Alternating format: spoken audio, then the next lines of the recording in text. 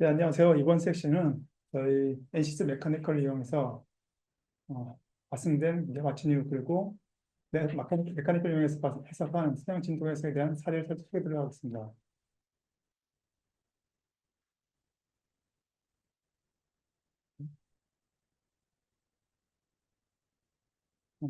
소개 자료는 기본적으로 NC스 메카니컬에 대한 소개 자료, 그 다음에 2024 알트롬에서 발생된 업데이트 사항, 그리고 NC스 메카니컬을 이용해서 해석한 리니어 바이브레이션 애널리시스의 예를 소개하도록 하겠습니다. 첫 번째로서 NCS 메카니컬의 어떤 해석을 사용하는지에 대한 기본적인 스코프에 대해서 설명드리도록 하겠습니다. 기본적으로 NCS 메카니컬은 세 개의 카테고리로 나뉘어 있습니다. 첫 번째로 NCS 메카니컬 프로, NCS 메카니컬 프리미엄, 그 다음에 NCS 메카니컬 엔터프라이즈 세 개의 카테고리로 나뉘어 있습니다.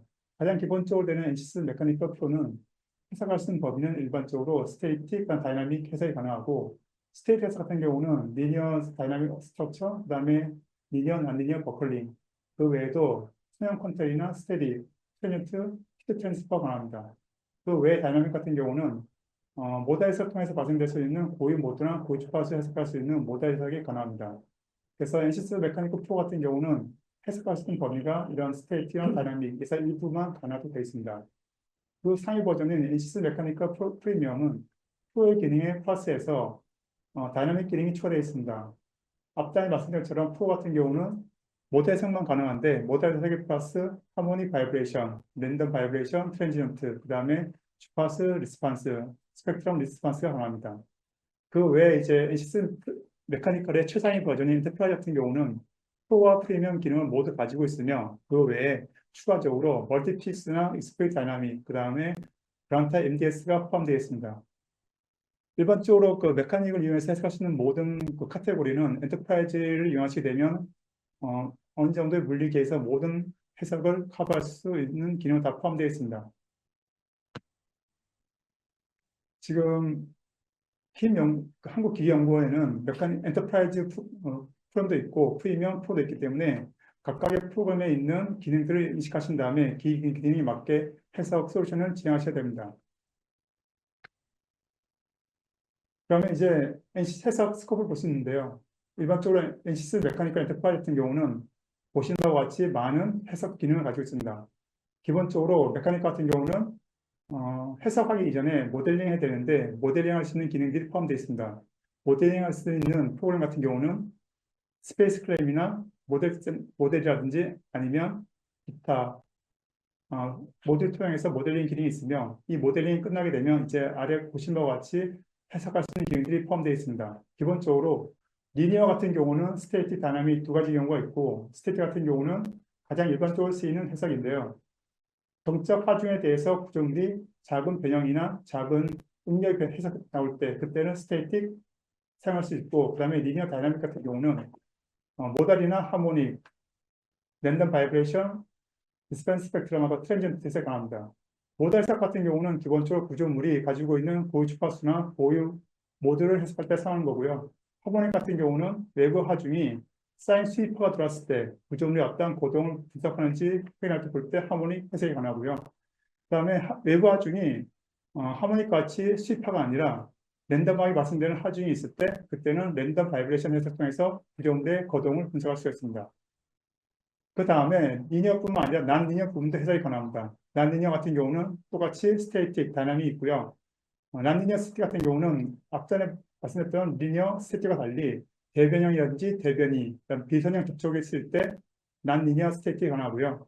그 다음에 난 리니어 다이나믹 같은 경우에는 익스플리트와 임플리트 두 가지 부합법을 이용해서 해석이 가능합니다. 그 동적 부분이 있고요. 그 다음에 메카니컬 엔터프라이즈 같은 경우는 구조뿐만 아니라 열 변형도 가능합니다.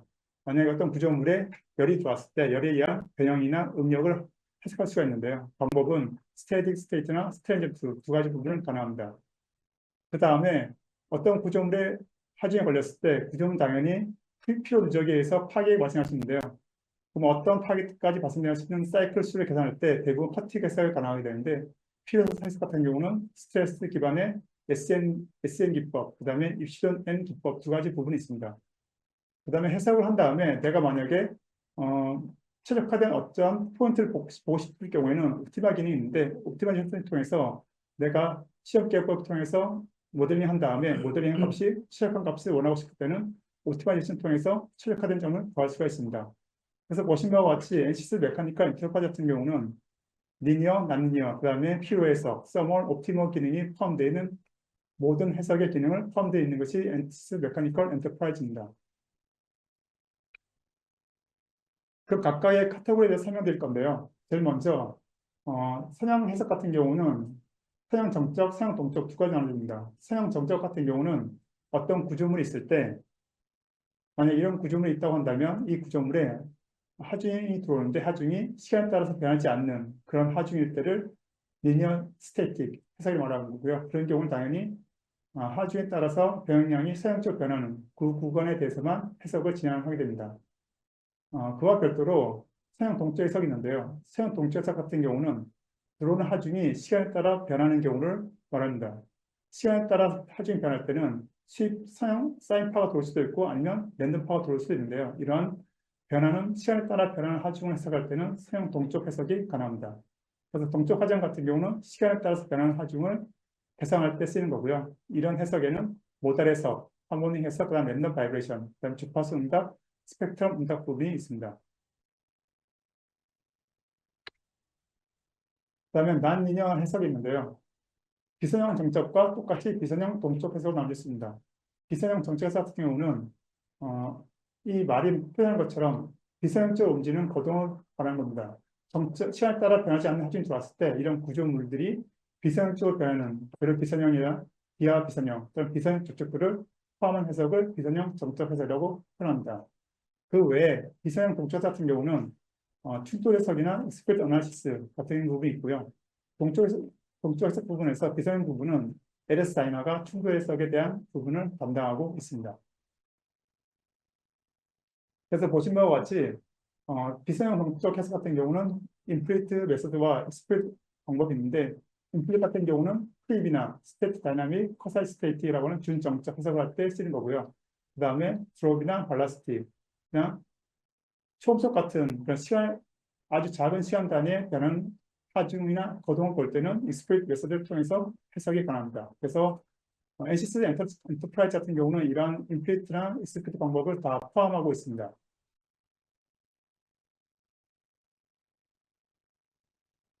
그 다음 카테고리로 필요 해석이 있는데요.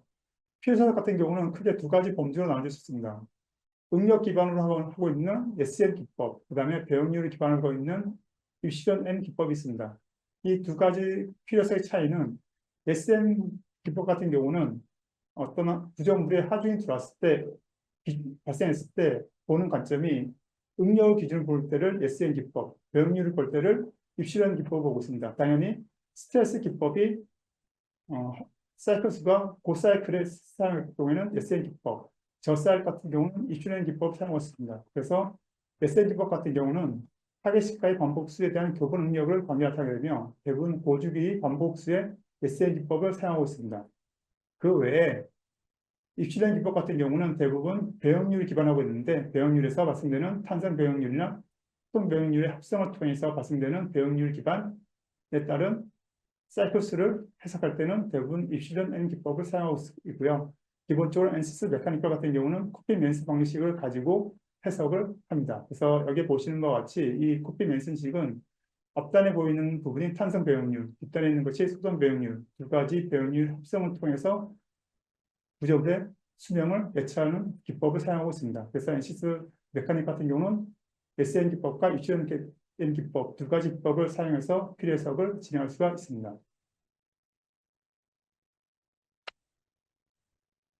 그다음 또 하나 카테고리가 있는데요. 앞단에 같은 경우는 들어오는 외부 하중이었는데 이번에는 어떤 구조물에 온도가 발생했을 때에 대한 구조물의 응답을 분석하는 건데요. 당연히 어떤 구조물의 온도가 커지면 온도에 따라서 구조물이 팽창하게 됩니다. 결국 팽창한다고 하는 얘기는 그 구조물에 결국 압력이 발생한 것과 똑같은 역할을 하는 거기 때문에 그에 따라 거동이 발생하게 될 거고요.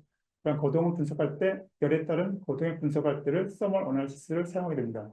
일반적으로 서멀 어널리시스 같은 경우는 템퍼러처라든지 컨벡션, 라디에이션, 그다음에 스테디 스테디 서머, 그다음에 터전트 서머를 이용해서 해석이 가능할 거고요.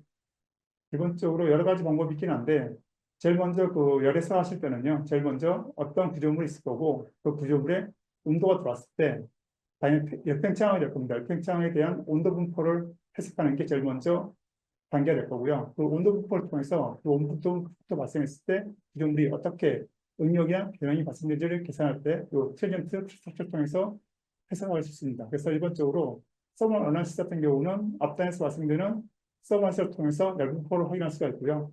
이 열분포를 구조물에 입력을 해서 구조물의 거동을 확인해 볼 수 있는 이 두 가지 커플링 해석을 통해서 해석이 가능합니다. 이번에는 이번 그 2024 알트롬에서 발생된 업데이트된 사항을 말씀드리도록 하겠습니다. 이번에 그 제일 먼저 말씀드릴 거는요. 2024 알트로 오면서 하나의 단위계가 더 추가됐습니다. 기본적으로 그 NC스 메카니컬인 단위계는 미터, 센티미터, 밀리미터 여러 가지 단위계가 있긴 한데요. 그 중에서 밀리미터, 킬로그램, 킬로뉴턴, 밀리세컨드, 밀리볼트, 밀리암페라고 하는 새로운 단위계가 추가되었습니다. 이 단위계를 넣는 목적은 기본적으로 우리가 앞단에서 해석해 보면 대부분의 힘이 포스와 메가파스칼로 나타났었는데 이 새로운 단위계를 쓰게 되면 힘은 킬로뉴턴으로 나타낼 거고요. 응력이나 압력은 기가파스칼 형태로 발생됩니다. 그래서 내가 해석을 할 때 응력이나 어떤 포스 값이 큰 부분에 발생될 경우에는 이 단위계를 사용하게 되면 좀 더 쉽게 단위계를 축소해서 해석해 볼 수가 있을 거고요. 이 단위계는 똑같이 메카니컬뿐만 아니라 LS 다이나 솔버에서도 똑같이 이 단위계를 사용할 수가 있습니다.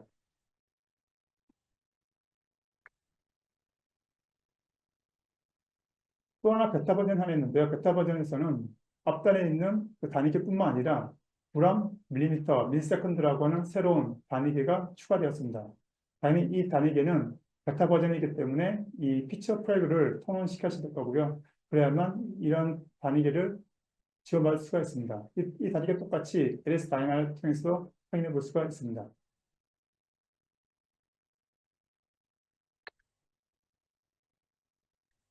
또 하나 향상된 기능이 하나 있습니다. 그리고 그래픽 어널리시스 부분이 있는데요.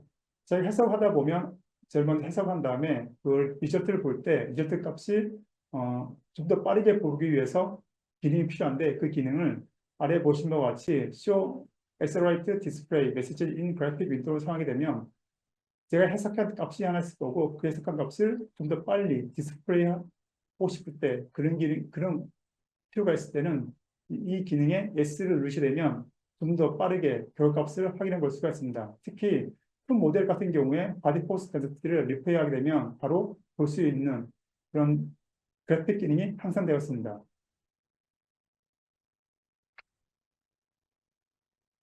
똑같이 학습된 기능이고요. 이 보시는 예는 바디 포스 덴시티를 보여주는 기능인데요. 이 만약에 앞단에 보여드렸던 그 기능 사용하게 되면 좀 더 빨리 결과값을 확인해 볼 수가 있습니다. 스칼라뿐만 아니라 벡터 값도 기능 똑같은 기능이 있고요. 만약 벡터 값을 보고 싶을 때 앞단에 있는 그런 그래픽 아셀레이션 기능을 이용하시게 되면 좀 더 빨리 결과값을 확인해 볼 수가 있습니다.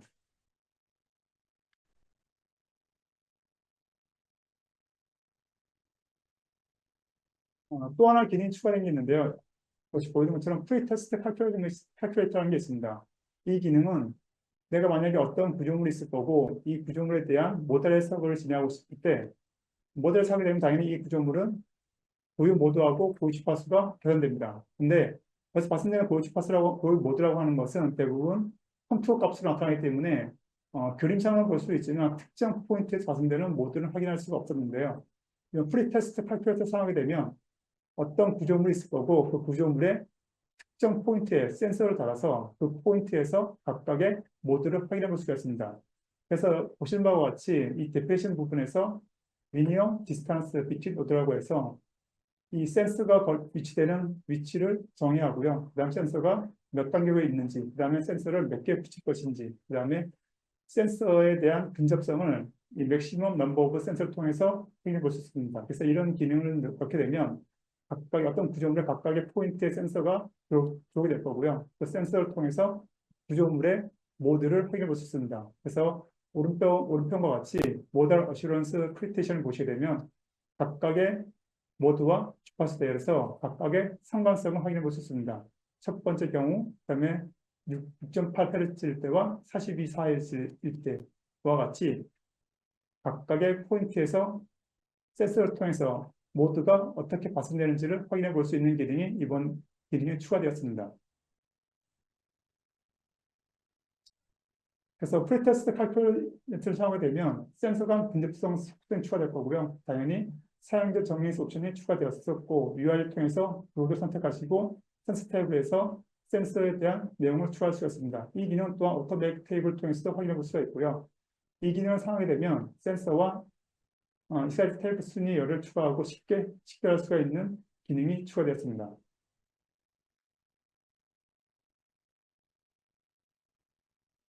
또 하나 기능은요, MVH 기능에서 포커스 포스트 프로세싱이라고 하는 기능이 있습니다.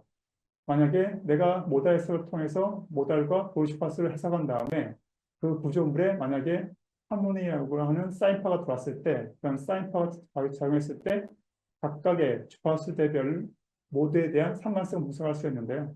여기에 보신 바와 같이 디파인 어떤 모드 컨트리뷰션에서 프리퀀시하고 필터, 그 다음에 여기 보시는 바와 같이 로드 스텝을 이용해서 설정해 주시게 되면 각각의 주파수별로 각각의 모드에 대한 상관성 분석을 할 수가 있고요.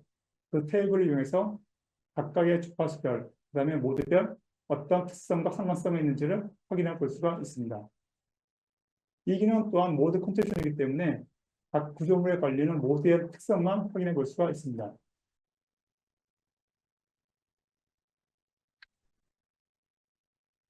그 다음에 또 하나 추가된 기능은요, 리소스 프리디션이라고 하는 게 있는데, 만약에 내가 해석을 할 때, 만약에 똑같이 하모니 해석을 했는데, 하모니 해석에 솔브는 10가지, 2가지나 3가지 정도 솔버가 있는데, 각각의 솔버를 썼을 때 어떻게 해석에 시간이 걸리는지를 확인해 볼 수가 있습니다. 이 기능은 기본적으로 제공되는 기능이 아니라 스트럭처 AI라고 라이센스가 필요하고요. 이 라이센스를 설치하시게 되면 이 기능을 확인해 볼 수가 있습니다. 기본적으로 보시면 리소스 스프레션이라고 하는 기능이 있습니다. 여기에 보신 것 같이 하모니 리스판스라는 부분을 누르신 다음에 여기에 주파수 베이스 디코포션이라든지 아니면 메쉬 베이스 디코포션을 누르시게 되면 내가 만약에 풀 렌 타임으로 해서 해석했을 때 코어 사용했을 때 4코어, 8코어, 11코어, 32코어 사용했을 때 각각의 코어수에 따라서 얼마큼의 시간이 소요되는지를 그래프로 나타낼 수가 있고요. 그러면 내가 원하는 해석이 있을 때 내가 빨리 해석하고 싶은데 몇 코어를 넣게 되면 몇 분에 걸리는지를 그래프로 통해서 확인해 볼 수가 있습니다. 이런 기능이 중요한 이유는 해석하다 보면 내가 코어수가 있을 거고 코어수에 따라서 해석하는 시간이 달라지기 때문에 적합한 코어수와 적합한 시간을 알게 되면 그 코어수에 맞춰가지고 해석 시간을 줄일 수 있는 기능을 설정할 수가 있습니다. 또 하나의 기능은요. 저희 해석하다 보면 만약에 스태틱 스트럭처 해석한다고 한다면 여기에 솔버가 여러 가지가 있을 수 있습니다. 솔버가 다이렉트 타임 레인지라든지 반복 타임이라든지 아니면 다이렉트나 인터레이션 같이 여러 가지 해석 방법이 있는데 각각의 방법을 사용했을 때 코어수별로 얼마큼 해석 시간이 걸리는지를 그래프로 확인해 볼 수가 있습니다. 이제 보신 바와 같이 다이렉트 타임 같은 경우 2코어일 때, 4코어일 때 당연히 시간이 줄게 되는데 옆에 있는 반복 타임이라고 인터레이션 타임을 쓰게 되면 앞에 있는 다이렉트 타임보다 좀 더 많은 시간과 타임 스텝이 배용되는 걸 확인해 볼 수 있습니다. 그러므로 내가 필요한 해석의 타임 스텝이 몇 것인지 아니면 내가 맞는 해석 타입이 어떤 솔버를 사용하게 되면 적합한 타임 스텝과 시간이 나오는지를 이 그래프를 통해서 예측할 수 볼 수 있고요. 이 예측하게 되면 나에게 적합한 해석 방법을 확인해 볼 수가 있는 기능을 제공할 수가 있습니다.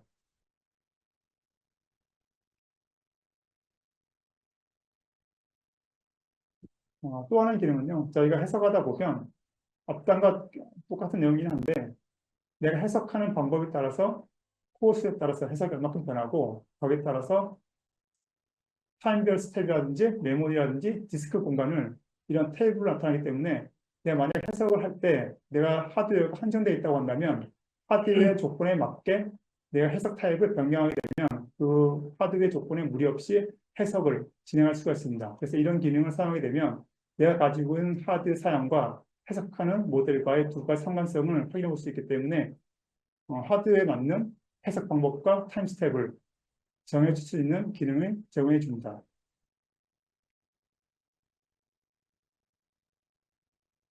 그 다음에는요, 저희가 앞단에 말씀드렸던 것처럼 NCS 메카니컬이 가지고 있는 기능과 그 다음에 업데이트된 버전을 가지고 선형 바이브런시 해석했을 경우에 어떻게 해석하는지에 대한 예제를 통해서 설명드리도록 하겠습니다. 일반적으로 선형 바이브런시 같은 경우는 기본적으로 스트럭처 부분에 있을 거고요. 여기에 보시는 바와 같이, 멘트에 보시는 바와 같이 리니어 부분에 들어가 있습니다. 리니어 부분에서 보시면 똑같이 스태틱과 다이나믹이 있는데 여기에 있는 선형에 있는 다이나믹만 고려하게 될 거고요.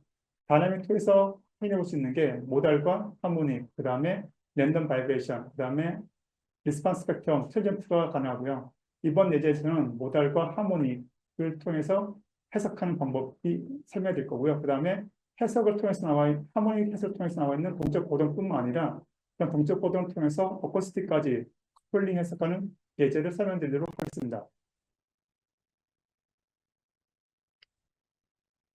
기본적으로 바이브레이션 해석은요, 아까 이전에 말씀드렸던 것처럼 모달 해석, 하모닉 해석, 그 다음에 랜덤 바이브레이션, 트랜지언트 여러 가지 있는데요. 제일 먼저 나와야 될 게 이제 모달 해석입니다. 모달 해석을 하는 목적은 어떤 구조물이 있을 때 이 구조물에 가지고 있는 고유한 모드와 고유한 주파수를 해석할 때 모달 해석을 진행해야 됩니다. 기본적으로 밑에서 보신 바와 같이 어떤 배기관이 있다고 한다면 이 배기 위엔 당연히 배기가스가 나오기 때문에 여기에 진동이 발생이 될 겁니다. 그러면 진동이 발생했을 때 이 구조물이 가지고 있는 고유한 주파수하고 발생되는 배기에 발생되는 진동수하고 주파수가 맞게 되면 공진현상이 발생되는데 이런 공진현상에 대한 현상을 분석하기 위해서는 제일 먼저 구조물이 가지고 있는 고유한 특성인 모달 해석을 진행하셔야 됩니다. 그래서 모달 해석 통해서 알 수 있는 것은 고유 주파수와 고유 모델을 확인해 볼 수 있고요. 이제 내가 구조물에 가지고 있는 특성을 분석했으면 이제 외부에서 들어오는 하중이 어떤 건지를 확인해야 됩니다. 두 번째 나와 있는 하모닉 해석 같은 경우는 오른편 그래프 보시는 것과 같이 시간 따라 들어오는 가속도나 속도 값이 변하긴 하는데 변하는 방법이 사인 파워와 같은 이런 파형으로 하중이 들어올 때 이런 경우를 해석할 때가 하모닉 어널시스가 되는 겁니다. 당연히 하모닉 어널시스 같은 경우는 일정한 정형파가의 하중이 들어왔을 때 구조물의 응답을 결정하는 거고요. 그렇다 보면 당연히 이런 시간에 따라 정형파가 발생되는 하중은 대부분 회전하는 기계나 베어링 그런 지지부에서 발생되는 힘이 되는 거고요. 그런 힘이 발생했을 때 그런 구조물들이 어떤 고동을 발생하는지를 확인해 보는 과정이 될 거고요. 당연히 결값은 변형률이나 처진, 그 다음에 응력이 발생하게 될 겁니다. 그 다음 또 하나고요. 응답 스펙트럼 해석이라는 게 있습니다. 리스폰스 스펙트럼 어널리시스라고 하는데 이와 같은 이런 해석을 하는 경우에는 대부분 기계와 다르게 어떤 집안 위에 구조물이 있을 때 지진이 발생했을 때 지진에 따른 이런 구조물의 거동을 분석할 때 쓰는 것이 대부분 응답 스펙트럼 해석이기 때문에 기계 같은 경우에는 응답 스펙트럼 잘 쓰지는 않고요. 대부분 경우에는 랜덤 진동 해석을 많이 하게 됩니다. 랜덤 진동 해석 같은 경우는 아래 그림에 보신 바와 같이 시간에 따라서 하중이 불균일하게 발생되는 그런 하중일 때 구조물의 거동을 분석하는 것이 랜덤 진동 해석이고요. 당연히 랜덤 진동 해석은 이 해석은 당연히 랜덤하게 발생하긴 하는데 해석할 때 램프에 보시는 그림과 같이 시간에 따른 변화된 값을 모두 입력하는 게 맞긴 하지만 그 입력하게 되면 해석된 시간이 오래 걸리기 때문에 이 데이터를 바로 사용하지는 않고요. 이 데이터를 선형화된 형태로 변하게 됩니다. 그런 변화는 형태가 PSD라고 해서 파워 스펙트럼 덴시티를 사용해서 이 구조물 변환한 다음에 그 구조물이 그 값을 입력해서 구조물의 거동을 분석하게 되는 겁니다. 대부분의 일반적으로 쓰이는 모든 구조물 같은 경우는 랜덤 진동파가 대부분 쓰이는 거기 때문에 뭐 항공기라든지 자동차라든지 기타 모든 기계 구조물에서 대부분의 진동은 랜덤 진동파이기 때문에 대부분 랜덤 진동 어널리시스를 진행될 거고요. 그래서 이런 해석을 진행할 때는 이런 랜덤파를 바로 사용하지 않고 이 랜덤파를 PSD라고 하는 사용하던 하중 값으로 변환한 다음에 그 값을 이용해서 구조물의 거동을 분석을 하셔야 됩니다.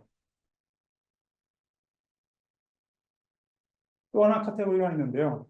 트랜지언트 어널리시스라는 게 있습니다. 트랜지언트 같은 경우는 보신 바와 같이 시간에 따라서 변하는 하중에 대해서 구조물을 응답하는 경우고요. 이 같은 경우는 앞단에서 말씀드렸던 그 랜덤 바이브레이션 하모닉 같은 경우는 결과값이 주파수 대역으로 나오게 되지만 과도해석 같은 경우는 주파수 대역이 아니라 하중에 따른 변환값이기 때문에 하중이 변할 때 구조물이 시간에 따라서 어떻게 변하는지를 분석할 때 쓰는 것이 과도 해석입니다. 그래서 각각의 말씀드린 것처럼 5가지 해석 경우가 있긴 한데요. 각각에 맞춰서 내가 해석하는 경우와 해석하는 방법이 서로 일치한 조건을 맞춰서 해석하셔야만 정확하고 올바른 해석이 가능해집니다.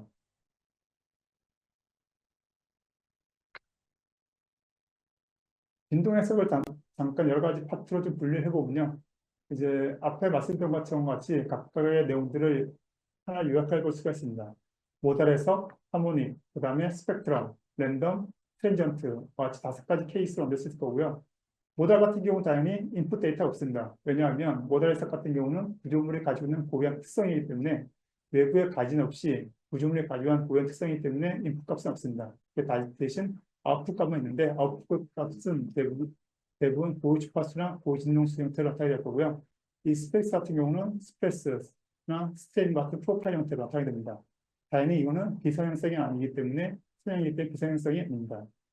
또 하나 특성의 하모닉 해석이 있습니다. 하모닉 같은 경우는 앞에서 해석했던 모달을 통해서 구조물에 대한 고유 주파수나 고유 모달을 해석한 다음에 외부 하중이 하모닉 형태로 들어왔을 때가 되는 거고, 하모닉 같은 경우는 인풋 값이 당연히 사인 수입하기 때문에 사인 형태로 변하는 외부 가진이 있을 때가 될 거고, 그 가진이 인풋 값이 될 겁니다. 그 인풋 값이 됐을 때 당연히 아웃풋 값은 주파수에 따른 그런 응력이나 변응력 형태로 나타나게 될 겁니다. 스펙트럼 어나리시스 같은 경우는 어, 기본적으로 똑같이 시간에 따른 함수이긴 한데, 그 같은 경우는 주파수에 따른 앰플리튜드를 구할 때 스펙트럼 해석이 될 거고요. 이럴 경우 똑같이 타임 히스토리 형태로 나타나게 될 겁니다. 그다음 랜덤 같은 경우는 하모니카 딸이 시간에 따라서 규칙성이 없이 불균일하게 발생되는 그런 하중일 때 랜덤 바이브레이션 해석이 될 거고요. 랜덤 같은 경우는 기본적으로 불규칙적인 파형이 있기 때문에 이런 불규칙적인 파형을 어떤 형태의 확률 모델로 변환해서 해석합니다. 대부분 정경률 모델로 변하게 되는데 인풋 값은 당연히 주파수에 따른 앰플리튜드 제곱 형태로 나타나게 될 거고요. 대부분 값은 PSD로 변환된 값이 입력값이 될 겁니다. 입력값이 되어버리면 아웃풋 값은 여기서 보신 바와 같이 당연히 랜덤파 같은 경우는 불규칙적으로 발생되기 때문에 불규칙 파형은 어떤 확률 모델로 변환해서 인풋을 얻기 때문에 아웃풋 또한 확률 모델 형태로 발생이 됩니다. 대부분의 비교에 쓰이는 확률 모델은 정경률 모델이기 때문에 확률 모델 형태의 응답 형태로 발생될 거고요. 거기에 따라서 1시그마나 2시그마, 시그시그마 형태의 확률 모델에 대한 응답을 확인해 볼 수가 있습니다. 그래서 모달이나 하모닉, 스펙트럼, 랜덤 같은 경우는 모두 다 선형 부분이 될 거고요. 근데 트랜지스터 같은 경우는 이 시간에 따라서 하중이 다르기 때문에 시간에 따라서 응답이 변하는 그런 케이스이기 때문에 이 같은 경우는 비선형 형태로 나타나게 됩니다.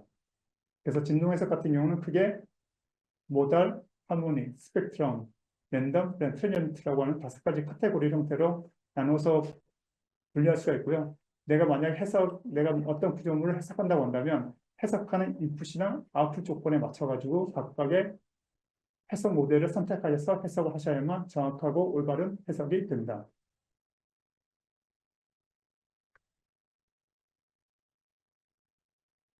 어, 그다음 마지막으로요. 저희가 어떤 구조물에 대한 진동 해석한다고 한다면 방정식에 대한 기본적인 내용을 알고 있어야만 좀 더 정확하고 올바른 해석을 할 수가 있습니다.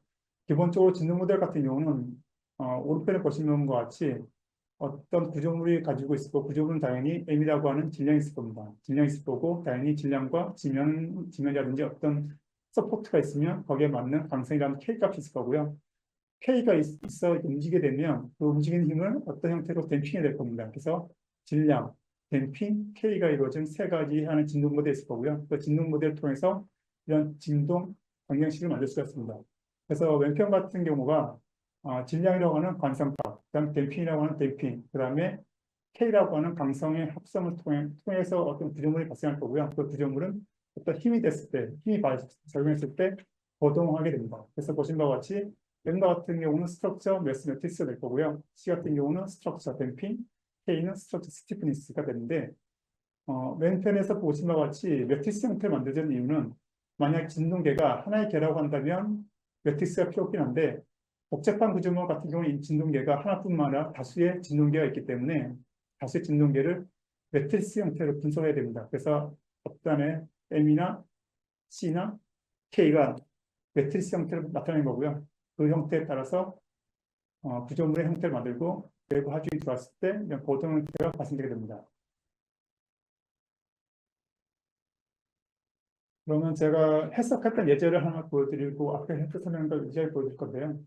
만약에 내가 어떤 그 구조물, 이번 같은 경우는 여기에 모터가 있는데 이 모터에 대한 진동 해석을 진행한다고 한다면 제일 먼저 하셔야 될 게 모델에 대한 가지고 있는 고유한 특성을 분석하셔야 되는데 분석하시려면 당연히 고진동 해석을 진행하셔야 됩니다.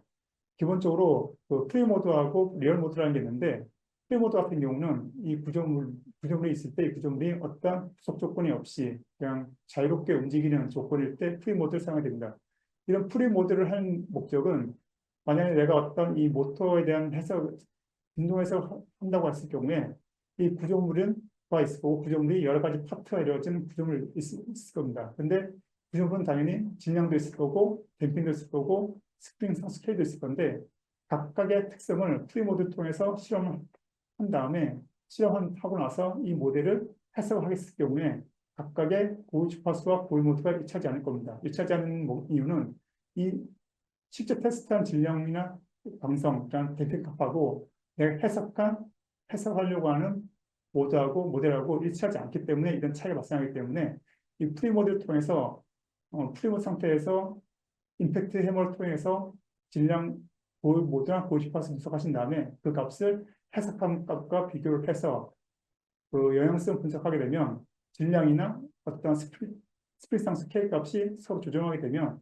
실험 값과 해석 값이 어느 정도 일치한 경향이 바탕이 됩니다. 그래서 이런 프리모드 해석과 테스트를 통해서 구조물이 가지고 있는 기본적인 질량, 물성이라고 하는 질량이나 스프리상수 K를 변환을 통해서 확인해 볼 수 있습니다. 그래서 이 세팅이 끝나게 되면 그 다음 작업으로 실제 모드와 같은 실제 장착된 조건에 맞춰가지고 만든 다음에 이 조건에서 임팩트 해머를 통해서 실제 장착된 조건에서의 고유 주파수와 고유 모드를 분석해 볼 수가 있습니다. 이러한 해석을 진행할 때는요, 기본적으로 커플링 해석을 진행하게 되는데 이 같은 경우는 멀티픽스 조건이라고 합니다. 당연히 그 모터 같은 경우는 회전체이기 때문에 모터의 회전에 발생되는 그런 힘들을 맥스웰이나 기타 해석을 통해서 해석할 수가 있는데요. NCS 같은 경우는 맥스웰이라고 하는 프로그램이 모터의 회전을 통해서 발생되는 이런 포스를 계산하게 됩니다. 그래서 맥스웰을 통해서 스테이터와 로터가 있을 때, 로터가 회전했을 때 스테이터에서 발생되는 그런 포스나 모멘트 값을 맥스웰을 통해서 확인해 볼 수가 있을 거고요. 그 값은 그 다음에 하모닉 익스판스라고 하는 값에 임포트됩니다. 임포트되게 되면 여기 통해서 앞에 그 맥스웰 통해서 나와 있는 그 로드 값이 그대로 여기에 임포트되기 때문에 임포트되었을 때 그 모터에서 어떤 진동 거동을 분석하는지를 확인해 볼 수 있는데요. 당연히 해석 값은 보신 바와 같이 하모닉 파이기 때문에 주파수별 정연파가 들어왔을 때 주파수별로 어떻게 거동하는지를 확인해 볼 수가 있고 당연히 주파수별로 응력이나 대응률 또는 기타 내용들을 확인해 볼 수가 있습니다. 그러면 이제 진동이 발생했으면 이 진동을 통해서 당연히 이제 어쿠스틱이라고 하는 소음이 발생될 겁니다. 구조물이 진동하게 되면 구조물 진동에서 바깥에 있는 공기의 내지를 통해서 소음이 발생되는데 그런 소음이 얼마만큼 발생되는지를 하모닉 어쿠스틱을 통해서 확인해 볼 수 있습니다. 그러면 하모닉 익스판스를 통해서 나와 있는 주파수별 그런 진동값이 그대로 하모닉 어쿠스틱에 인풋되게 되면 인풋된 값을 통해서 방사 패턴과 여러 가지 조건을 통해서 그 모터 회전했을 때 각 반응별로 dB가 얼마큼 나오는지를 하모닉 어쿠스틱 통해서 확인해 볼 수 있습니다. 그래서 간단 조리 서머리 해보게 되면 맥스웰을 통해서 포스나 모멘트를 구할 수 있고요. 그 값을 하모닉 익스판스를 통해서 뭐 변이라든지 속도, 가속도 값을 주파수 대역별로 확인 계산한 다음에 그 값을 하모닉 어쿠스틱에 넣게 되면 거기 통해서 ABAT, SPA라고 하는 주파수 각 방향별로 얼마큼 dB가 나오는지를 하모닉 어쿠스틱을 통해서 계산해낼 수가 있습니다. 해석한 예제와 같이 만약에 이런 모토가 있다고 한다면 당연히 이 모터가 있을 거고, 이 모터가 만약에 1400, 뭐 1800 그런 RPM이 발생될 겁니다. 그 회전했을 때, 회전하게 되면 당연히 이 로터에 의해서 구조물에 진동이 발생할 거고요. 그런 진동이 당연히 박혀 있는 공기의 매질을 흔들기 때문에 소음 형태로 발생될 겁니다.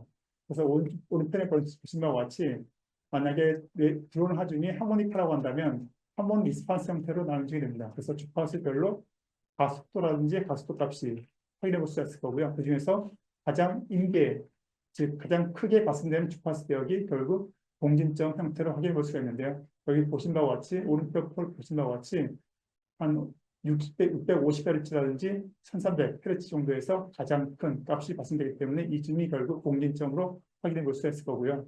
이런 진동 해석을 통해서 이제 마지막 단계인 어퍼시를 통해서 이제 소음을 확인해 볼 수가 있습니다. 당연히 진동이 발생이 되면 이 진동에서 매우 소음이 발생이 될 건데 소음 또한 주파수별로 얼마큼 dB가 나오는지를 확인해 볼 수 있을 거고요.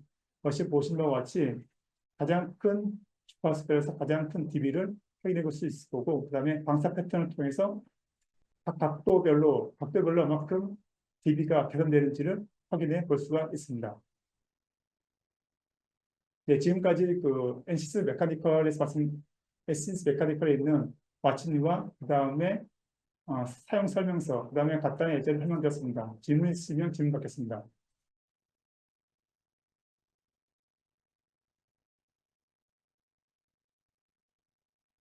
네, 그러면 이상 마칠 거고요. 다음 강의는 2시 30분부터 NC스 모션에 대해서 설명드리도록 하겠습니다. 감사합니다.